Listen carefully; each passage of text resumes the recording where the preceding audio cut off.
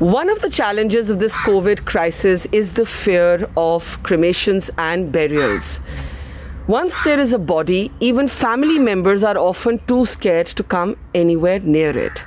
Here in Surat, we are at the office of the Ekta Trust, which is providing this absolutely wonderful humanitarian service. And it is doing so irrespective of religion, of faith, just on the basis of pure humanity. I'm here with Abdul Rahman Malabari, who has been running the Ekta Trust for many years. Abdul भाई, हम अपने दर्शकों को ये समझा रहे थे कि कोविड के ज़माने में लोगों को डर लगता है बॉडी के पास आने से, और यहाँ ऐसे हालात हो गए हैं कि मॉर्चुरी में कई बारी विक्टिम्स की बॉडीज़ होती हैं और कोई उनको लास्ट राइट्स, अंतिम संस्कार करने के लिए तैयार नहीं होता। लेकिन आप आज के समय भी ये कर रहे हैं, और अभी हम जब आपके साथ बैठे थे आपने बताया कि एक हिंदू की डेथ हो गई है और आप उनके अंतिम संस्कार करने जा रहे हैं। तो इसके बारे में बताइए, आजकल आप क्या कर रहे हैं? दरअसल मैडम, सूरत के अंदर हम लोग लावारिस लाशों का अंतिम संस्कार का काम तो कर ही रहे थे। यहाँ पर जब ये कोविड की महामारी की बात चल रही थी, सूरत महानगर पालिका ने हम पर भरोसा किया और कोविड की डेड बॉडी को अंतिम संस्कार करने का काम हमें सुपुर्द किया, जिसको हम बखूबी निभाने की कोशिश कर रहे हैं। कोविड के बारे में जो मीडिया के द्वारा जनता को पता चला है, उससे एक ऐसा माहौल बन गया है कि कोई भी व्यक्ति अपने पेरेंट्स की डेड बॉडी को छूना पसंद नहीं करता।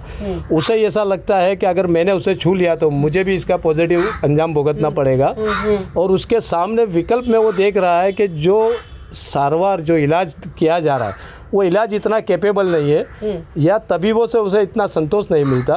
तो वो एक भय का वातावरण बन चुका है कि अगर अस्पताल में मेरा आदमी गया तो वो ज़िंदा बचने वाला नहीं। ऐसी सूरत में वो तमाम डेड बॉडीज़ को उनके धर्मों के एतबार से हमें डिस्पोज करना पड़ता है। दूसरा, उनके पेरेंट्स को हम लोग सांत्वना देते हैं, और जो WHO की गाइडलाइन है, जिसका हमें एक्सपीरियंस है और हमें डेमोस्ट्रेशन कराकर डेप्यूटी कमिश्नर ने बताया है, उस तरह हम उसका अंतिम संस्कार कर रहे हैं। और मैं आपसे ये भी समझना चाहती हूँ, आपने बहुत एक दिल से बात बोली कि इस समय म्यूनिसिपल कॉरपोरेशन की आप मदद कर रहे हैं और आपको कोई फ़र्क नहीं पड़ता कि जो विक्टिम है, जिसकी डेथ हुई है, वो हिंदू हो, मुस्लिम हो, सिख हो, क्रिश्चियन हो, आप उनके विश्वास को रखते हुए, उनके धर्म को रखते हुए आप उनको उनकी फ़ाइनल राइट्स करते हैं। जी मैडम, असल में क्या, ये दुख का समय है। मरने वाला हर व्यक्ति पहले तो वो मानवीय है, फिर वो किसी धर्म से जुड़ा हुआ है। हर धर्मों की अपनी अपनी प्रणालिका होती है, लेकिन हमने कुछ ऐसी उनके सामने WHO की गाइडलाइन के मान्य रखते हुए कुछ विगतें रखी है। मान लो कि अगर किसी मुस्लिम का डेथ हो जाए तो उसमें जो मुख्य चीज़ें हैं, जैसा कि नमाज का पढ़ना, दुआ का करना और कब्र में उतारते हुए उसका मट्टी उसके परिवार का डालना, ये 3 महत्व की चीज़ों को हम उनके परिवार को दूर रहकर करने देते हैं। उसके बाद जो हमारे पास दूसरी चीज़ होती है हिंदू समाज की, कि भाई मृत्यु के पार्थिव शरीर को जब अग्निदाह दिया जाता है, उस वक्त उसके परिवार की तरफ से गंगा जल दिया जाता है और एक घी का जो रहता है, थोड़ा घी का छंटकाव किया जाता है। तो वो सारा इंतज़ाम एकता ट्रस्ट करती है। गंगा जल भी एकता ट्रस्ट के पास है। वो लोग, हमारे हिंदू भाइयों ने हमें दान में दिया है। वो तमाम गंगा जल की बोतल है, हम लोग हर डेड बॉडी को मुँह में गंगा जल पिलाते हैं, उसका फ़ोटो गिराते हैं और उसके परिवार को देते हैं, और घी का एक छोटा डिब्बा अग्निदाह देते वक्त हम लोग उसके शरीर पर छिड़कते हैं। और आपको भगवान अल्लाह बहुत दुआ देगा, बहुत आपका भला हो कि आप ऐसा मतलब दिल से काम कर रहे हैं। लेकिन मैं आपसे ज़रूर पूछूंगी, आपको क्या डर नहीं लगता? मैडम, डर कर अब इस देश की सेवा तो हो नहीं सकती। इस वक्त देश को हमारी ज़रूरत है। हम डेली हम तो वैसे डिकम्पोज डेड बॉडियाँ उठाते ही है, और हमारी सरकार ने हम पर भरोसा किया है। उस भरोसे को हम बनाए रखना चाहते हैं। डर लगने जैसी कोई बात हमें लगती नहीं है। आप क्या खुद प्रोटेक्शन लेते हैं? आपने बार बार कहा कि हम WHO की गाइडलाइंस को फॉलो करते हैं, तो आप लोग जब ये करने जाते हैं या आपकी संस्था करने जाती है तो पूरा PPE वगैरह पहन के जाते हैं? हाँ, हमें सूरत महानगर पालिका की तरफ से और कुछ NGO की तरफ से हमें PP किट दी गई है। हमारे पास करीबन 500 के आसपास की PP किट है। हमारे 4 सभ्य जो रहते हैं, मेंबर्स रहते हैं, वो PP किट पहनकर अंदर जाते हैं। दूसरा, हमें हर 2 दिन में हमारे सुपरिटेंडेंट जो डॉक्टर चौकसी आरएमओ चौकसी साहब है, वो हमारी ट्रीटमेंट के लिए कुछ दवाइयाँ देते हैं ताकि हमारे शरीर की जो ह्यूमन शक्ति है, अंदर की शक्ति बनी रहे और हमारे जो बैक्टीरिया, रोग प्रतिकारक शक्ति के बैक्टीरिया भी जीवित रहे। ऐसे वो लोग हमारा इलाज करते रहते हैं। बाकी तो सब हम मालिक पे छोड़ देते हैं। हमारा काम मानवता को जगाना है, उसका काम वो करे, हमारा काम हम करते हैं। मैं देख रही हूँ यहाँ एकता ट्रस्ट का जो दफ्तर है, आप धर्म से मुस्लिम हैं और आज आप एक हिंदू जो बॉडी है उसका अंतिम संस्कार करने जा रहे हैं और बिल्कुल सड़क के ऑपोजिट साइड एक चर्च भी मैं देख रही हूँ। तो मुझे लगता है कि जहाँ पे भारत की बात आती है वो एकता ट्रस्ट में यहाँ पे इसी दिन इनकैप्सुलेट हो गई है कि धर्म से ऊपर इंसानियत है और जो लोग कोशिश करते हैं कि ऐसे वक्त पे भी हिंदू मुस्लिम के आधार पर लोगों को बांटना, आप उनका बिल्कुल ऑपोजिट रूप है। बिल्कुल बिल्कुल। मैं तो तमाम धर्म के मानने वालों से एक रिक्वेस्ट करता हूँ कि कृपा करके आप अपनी धार्मिक ग्रंथ को तो पढ़ें, चाहे वो कुरान हो, गीता हो, बाइबल हो। आप किसी भी ग्रंथ को पढ़ेंगे उसमें मानवता ही सबसे उच्चतम स्थान पर है। दुख की बात ये, विडम्बना इस बात की है कि हमारे धर्म के बनाने वालों ने या धर्म को संगरने वालों ने इस बात को जाहिर ही नहीं होने दिया और जिसका दुष्परिणाम हम देख रहे हैं कि इस देश के अंदर धर्म को इतनी महत्वता दी गई जबकि आज धर्म बिल्कुल बंद है। आप मुझे बताइए कौन सा ऐसा हिंदू शंकराचार्य है या कौन सा ऐसा मौलवी है जो अल्लाह से या भगवान से बात कर सके कि भैया हमारे ये मंदिरें क्यों बंद है या हमारी मस्जिद क्यों बंद है। किसी में कोई ताकत नहीं है, क्योंकि कोई एक ऐसी निरंकार शक्ति है जो इस विश्व को चला रहा है। उसने आज हम सब इंसानों को चैलेंज कर दिया कि भाई आपका धर्म जो बना हुआ है वो आपके पास ही रखो, मैं जो कहूँगा वही होगा। तो मैं तमाम देशवासियों से एक विनती करता हूँ, रिक्वेस्ट करता हूँ, प्लीज़ आप अपने धर्म को मानिए। मुझे उससे इनकार नहीं है, वो मानना भी चाहिए, लेकिन धर्म में पॉजिटिव बातें उसी को मानिए, जो बनी बनाई डाली गई है उसे ना माने। अच्छा, एक आखिरी सवाल, ये आपने काम शुरू कैसे किया? मैं आज से 33 साल पहले एक डेड बॉडी ऐसी आई थी जो मुस्लिम महिला की थी, जिसका नाम सकीना बीबी था। वो सूरत के करीबन 70 किलोमीटर दूर कोसंबा गांव की रहने वाली थी।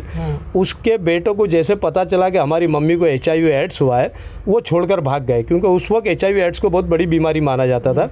वो डेड बॉडी करीबन 15-20 दिन तक डिकम्पोज हो गई, उसमें कीड़े पड़ गए, जीवात पड़ गए।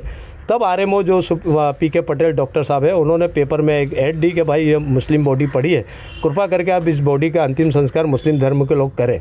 मैं जब उस बॉडी को देखने गया तो करीबन उस वक्त मुझे 23 दिन हो चुके थे डेड बॉडी को देखे हुए। हज़ारों कीड़े उसके डेड बॉडी पर घूम रहे थे। मैं मुस्लिम औरतों को लाया नहलाने के लिए, करीबन 4 औरतें आए और चारों औरतें भाग गई कि भाई नहीं, हम इसको नहीं नहला सकते। बहरहाल मैंने हमारे धर्म के बड़ों से बात की, उन्होंने कहा कि आप पानी डाल दो, कीड़े जितने निकल सकते हैं डिटॉल डालकर साफ़ कर दो। उस डेड बॉडी को जब हम लोग ने अंतिम संस्कार किया, दफन विधि की, उसके बाद रात को मुझे सोते वक्त एक अजीब सा सपना आया। उसमें मैंने देखा कि वही औरत जिसका चेहरा तो मैं पहचान नहीं रहा था, वही औरत अपने एक आलीशान बगीचे में बैठी है, वो झूला झूल रही है और मुझे दूर से मुस्कुराकर हंस रही है। इसके बारे में मैंने अपने धर्म के लोग जो बड़े हैं उनसे पूछा कि ये क्या इशारा देती है, तो बोले वो ये कहना चाहती कि अब तू ये काम कर पाएगा, तूने एक आत्मा को संतुष्टि दी है, वो तुझसे बहुत खुश है और इस दुनिया को बनाने वाला मालिक भी तुझसे बहुत खुश है। तो मुझे वहीं से फीलिंग शुरू हुई। और हमारे शफ़ी भाई बिस्मिल्लाह होटल वाले जो पिछले 50 सालों से उनके पिताजी भी ये काम कर रहे थे, मैंने उनका कांटेक्ट किया और उनसे बात की, तो उनको भी ये मेरा आइडिया अच्छा लगा कि नहीं भाई इसके लिए एक NGO का होना चाहिए। और हिंदू मुस्लिम सब जो मेरे दोस्त लोग थे उनको बात की और NGO की शुरुआत हो गई। और ये बताइए कि आपको पहले भी बहुत एक्सपीरियंस है, आपने कहा आपने शुरू किया HIV जो पेशेंट्स थे उसके साथ, अर्थक्वेक भी हो चुका है सूरत में, तो उस समय क्या काम किया? हमने मैडम इन 33 सालों में कई डिजास्टर देखे हैं। मैं आपको बताऊं 1997 के अंदर कंडला मोरबी के अंदर साइक्लोन आया था। उस वक्त इतनी तेज़ हवा चली थी, करीबन 300 के ऊपर अधिकांश लाशें गांधीधाम के अंदर पेट्रोल की टांकी फटने की वजह से हुई थी। वो तमाम डीजल पेट्रोल पूरा रोड पर आ गया था। उस चिकनाहट वाले रास्ते पर से भी हमने 300 लाशें उठाकर उसका अग्निदाह और अंतिम संस्कार किया था। उसके बाद स्वाइन फ्लू आया, प्लेग आया, बाढ़ आई और चेन्नई के अंदर साइक्लोन आया और केदारनाथ के अंदर एक गमख्वार घटना बनी, कश्मीर में बाढ़ आई।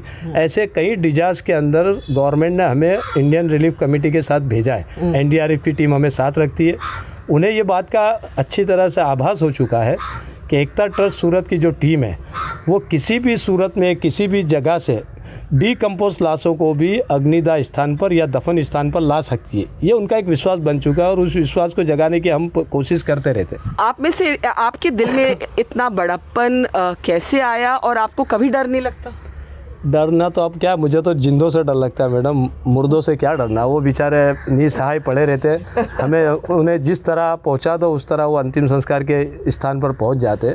सारा तिगड़म तो ये जिंदा लोग ही तो करते हैं, उन्हें जीवन में आगे बढ़ने के लिए चेष्टा करते रहते और किसी को गिरा कर ही वो आगे बढ़ सकते। ये उनकी मन बुद्धि है, सोच है उनकी। अच्छा एक बात बताइए, कई बारी जो अंतिम रिचुअल्स करते हैं या दफनाते हैं लोगों को, उनके साथ भेदभाव छुआछूत होता है सोसाइटी में, आपके साथ कभी ऐसा हुआ? हाँ होता है, वो बेचारे डर के करते। मेरा ऐसा मानना है कि वो छूत अछूत नहीं करते, उनको मौत का खौफ रहता है।